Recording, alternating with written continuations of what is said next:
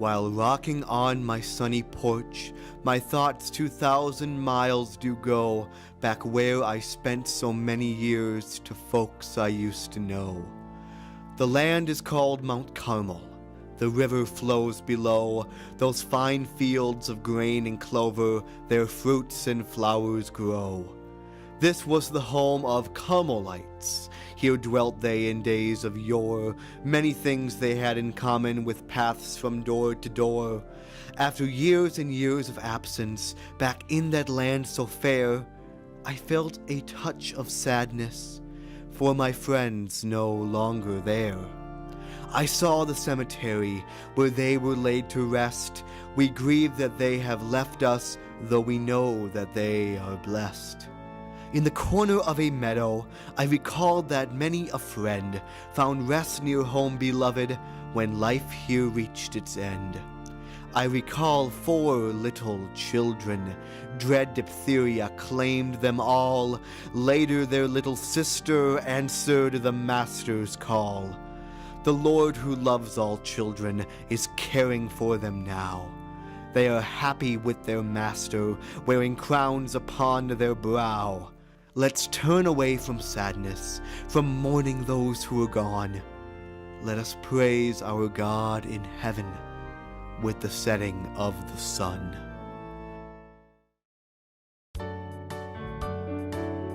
When the city of Red Wing annexed Burnside Township in June of 1971, they also acquired 2 cemeteries. One is Burnside Cemetery, situated along Highway 61. The other rests tucked back in an enchanted corner of Mount Carmel Road, a gravel street that intersects County Road 18 to Prairie Island. Mount Carmel Cemetery's history remains mysterious, its sentimental secrets buried 6 feet under. Legend states the Mount Carmel Church of Town of Burnside established the burial grounds, although few documents point to the church's existence. An article written by F.Q. Bunch, published in Today magazine, recalls memories from Goodhue County School District number 43, called Mount Carmel Academy. The article excerpt ends by stating, church and Sunday school services were held in the building in the early days. Another article explains John Anderson, a Swedish Baptist circuit preacher, was pastor of the Mount Carmel congregation who began Mount Carmel Cemetery. Few markers stand tall at Mount Carmel Cemetery today, yet many unmarked graves scatter the open grounds.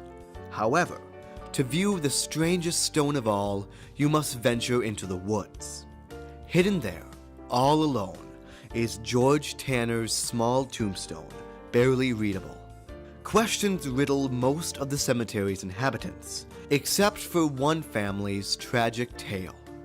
In March of 1881, when deadly diphtheria ravaged Minnesota, Anders Johann and Sarah Lisa Forst lost 5 children to the disease. Ella, age 2, died on March 14th. Hilma, age 4, died on March 15th. Anna, age 8, died on March 16th, and Ida, age 5, passed away on March 18th.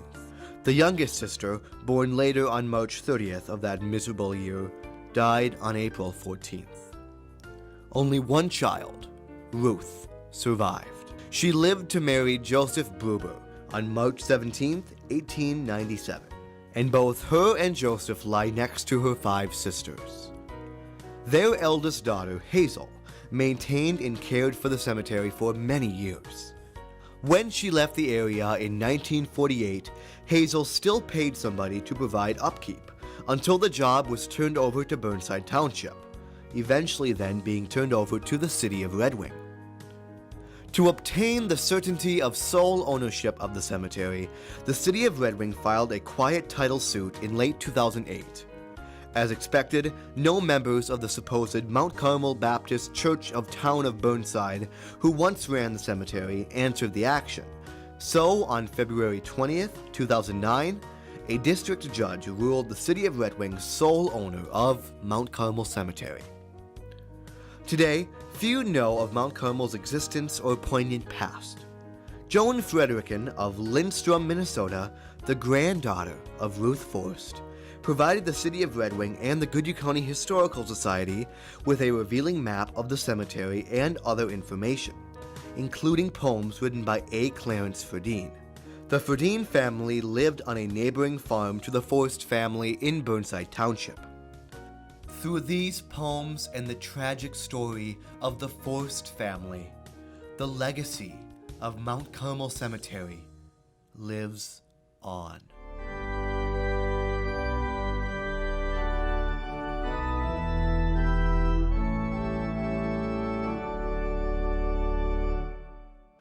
Of all 6 Forst children, only Ruth was left. She was taken by kind neighbors after her sister's death. Left with no one to play with, Ruth's loneliness was great. At her home upon returning, she learned of life's cruel fate. To her the Lord showed mercy, she tarried many a year.